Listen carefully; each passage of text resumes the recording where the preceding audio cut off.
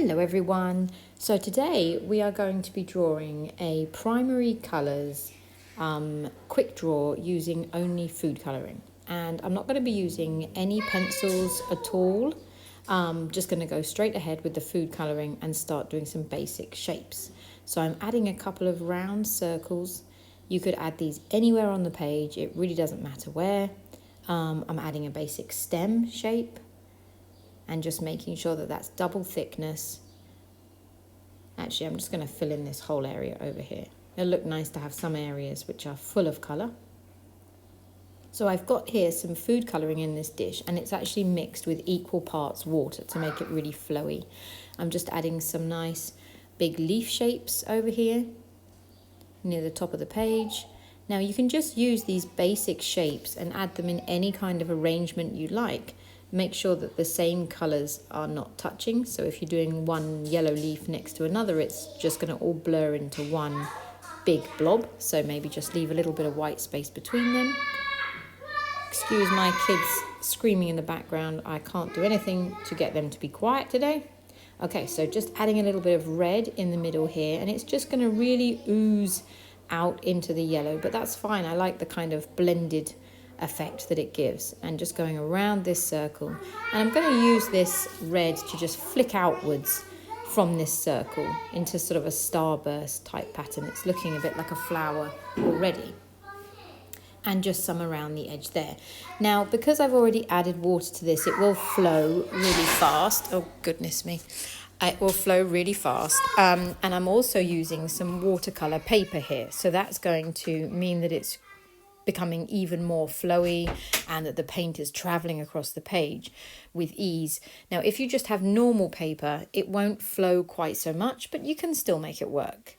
Now, I know I said I was using primary colours, but I have a little bit of blue mixed with yellow here already, so it's giving me a little bit of green. I'm just adding these, going down in little tiny dashes with my brush to look like some leaf shapes. So vary up the sizes. If you've got a leaf pattern already that's really large, try a smaller one. If you've got a small one, try a much bigger one. It just makes for a more interesting artwork, I think, if there's different sizes to your shapes. I'm just flicking out from this kind of darker greenish blue colour here, and just adding some little kind of stems that look like they should be joining into those large yellow shapes.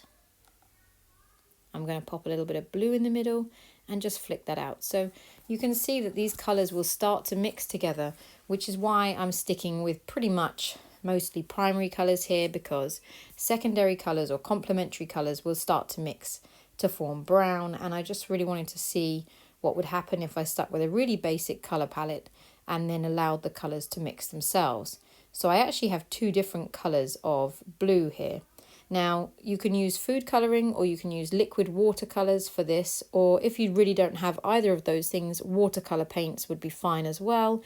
You could even use acrylics, which are diluted slightly. I have a really deep blue and a slightly lighter blue here, and I'm just using both of them because they give a nice variety of colour.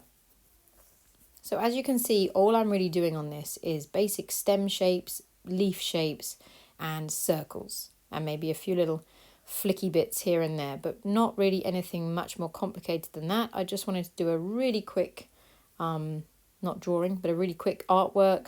I just had this food colouring left over from another project that I was working on, so I just thought this is a good way to use it up. You might find that sometimes you have a palette left over with some ink or some watercolour paints that you've already mixed up, and it just seems like such a waste to throw it away. You'll find on my YouTube channel a whole bunch of ways to use up leftover ink, including some really fun tie-dye. So check that out. I'm sure you will find some really cool ideas. And this is probably one of my favourite materials to work with. Sometimes I use them for much longer artworks, but these food colouring and watercolour inks are just so pretty. I think they always just give a really nice, vibrant colour to whatever it is that you use them on. Now I'm just going around this bluish circle just with a bit of water here. So if you just add a bit more water to any of your coloured areas, you're going to find that you get a very different shade of the colour that you've already got. It's just going to get lighter and lighter the more water that you add. Now, I think I need to finish this up pretty soon because, as you can see, the colours are really blending, and if I overwork this, they will just all start to turn to a big brown mess. So I think this is pretty good so far, and I will probably leave it there. I hope you will give it a go, and don't forget to send me your artworks. I love to see what you guys are working on. Oh, a little bit more detail. There, I couldn't help myself. So now pretty much all of these circular flowers have this little starburst in the middle. And I love the way that the light green has just displaced the blue over there. It looks really vibrant and neon.